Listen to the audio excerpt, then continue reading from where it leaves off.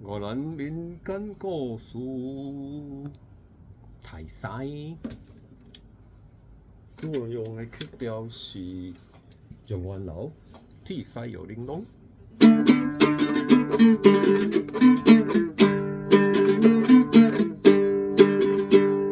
民族性格目在记，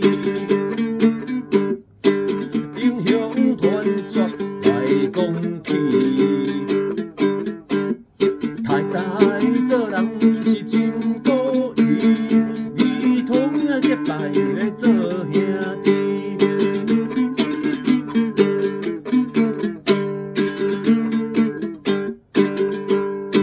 台西武艺是真高，英雄妖怪生死斗，解救公主煞袂赴走，儿童的好处是拢总无。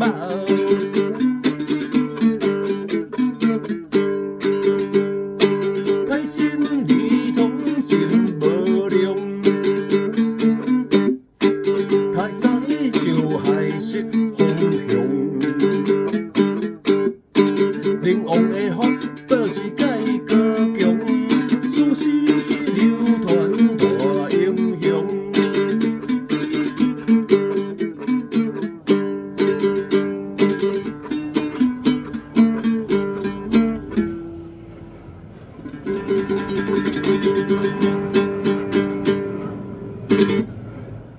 越南民间故事台西就收，感谢大家。大家好，欢迎收看专门视频道。今日要分享的故事是越南民间故事台西。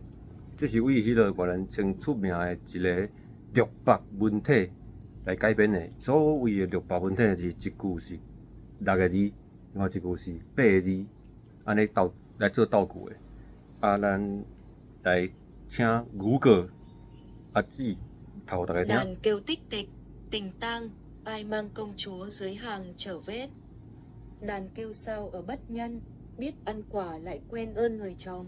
Đàn kêu tích tiền tiền tang, ai mang công chúa dưới hàng chở vết. Đàn kêu sao ở bất nhân, biết ăn quả lại quên ơn người chồng。伫遮甲翻译的差不多意思是讲，琴声叮叮咚咚，是想解救山中的公主。琴声那遮尔啊悲伤，知影迄个恩典竟然去甲人安尼背骨反背，大概不是安尼款的一个意思。感谢大家。